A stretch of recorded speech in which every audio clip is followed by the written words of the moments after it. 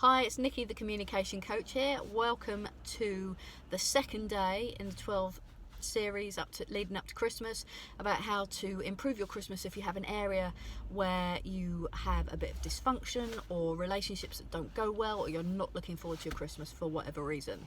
So we've already talked about, if you've been following the series, about identifying exactly what it is that you have concerns around, whether that's overwhelm, whether it's a family relative that you don't get on with, or you're going somewhere that you don't want to be. And I also want to cover in today is loneliness at Christmas, because I'm guessing there are some people that are out there who have lost family or friends this year, or maybe last year, and Christmas can be a hard time of year. And also, if you're lonely, if you're on your own, or perhaps you're divorced or separated and your children are at your ex-partner's place for Christmas this year. So there'll be some raw emotions there, there'll be some anger, some tension, some frustration, and all of those things will impact your Christmas. And we talked then about how that manifests itself in your body. When you feel the tension, do you recognise what the tension feeling is? Is it a tightness across your shoulders? Is it a feeling in your stomach? Maybe you have a pounding head. You'll all know your own signs and symptoms. And it's the becoming aware of that will help you to have a improved Christmas. I'm not saying it's easy, please don't get me wrong. I'm not saying that following these 12 steps is going to make every Christmas a breeze for you, or every day a breeze. Of course it's not. But when you become more self-aware of yourself and how your emotions work, and how you have triggers that will set off those emotions and your thought processes, then it's easier to get control of those emotions. Now, emotions are a chemical reaction in your body that is triggered by the thought processes that you have. So we have the event, we have the thought processes, and as you're thinking about whatever it is you're thinking about, that creates an emotion inside you. So there is a way to have a look at this. So I would like you now to think of something that plays on your mind that makes you feel sad. And as you think about that, sorry to do this to you on a Tuesday, but it's important so you understand how your emotions work and how your thought processes work.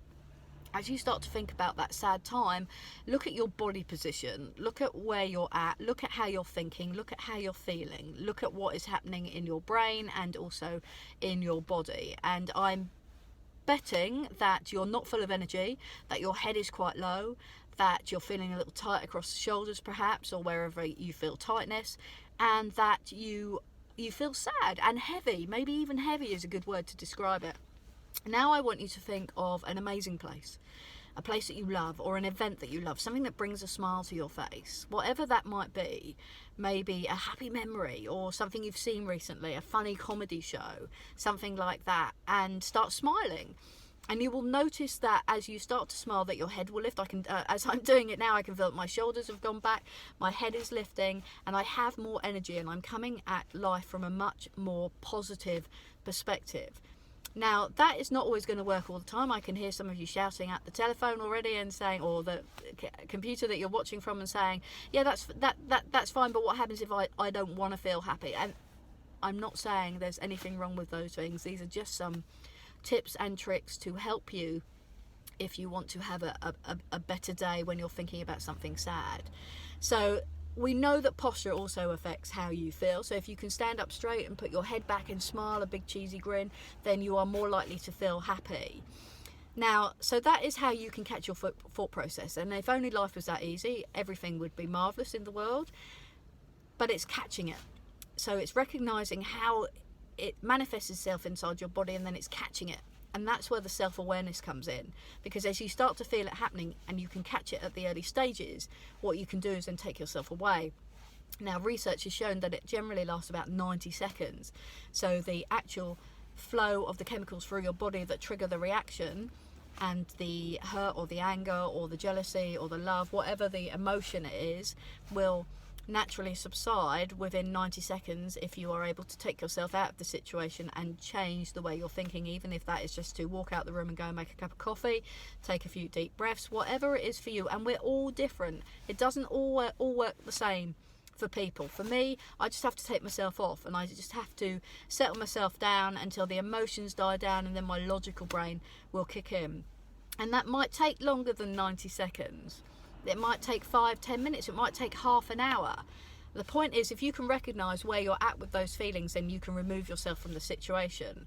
And if you can remove yourself from the situation, then what happens here, what comes out of your mouth, is going to be very different from what you would say if you were emotionally driven and you're in a situation that you are feeling uncomfortable with, and somebody has made a comment, or you've misinterpreted something, or there is a meaning, or you're not happy with something. Then you can take yourself away and not engage in that conversation, that communication, that then could lead on to a bigger communication conversation excuse me, whereby the emotions on both parts might be high.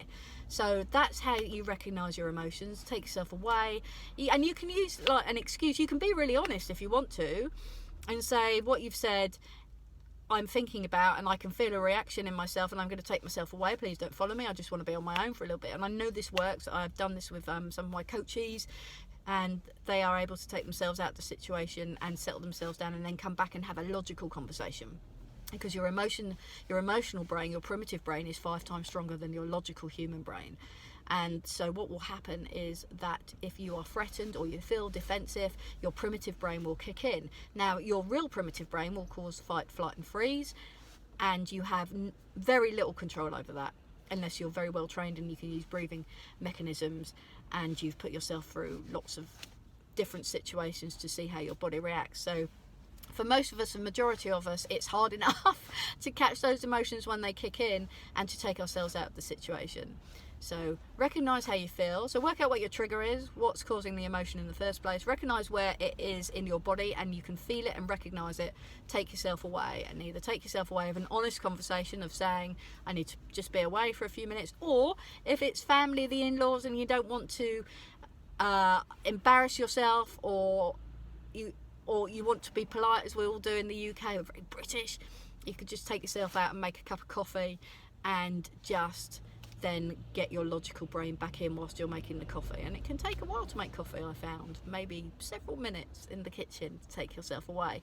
So tomorrow we're going to look a little bit at loneliness around Christmas. For some of us, that is a real poignant point in our lives, especially if you are going to be on your own. So let's look at some strategies that will help you during that day. And we'll also look at some strategies as we go through the week of, now we've identified the emotion, we can take ourselves away, actually dealing with what it is and preventing the emotional conversations or the emotions that are arising in the first place by having some strategies in place and having some honest conversations before they even happen. Okay, so have a great day, whatever you're doing. I hope this is useful. Please share if you found it useful so we can help as many people as possible, or send me a comment if there's something else that you would like me to cover. Otherwise, I will speak to you tomorrow, and enjoy your day.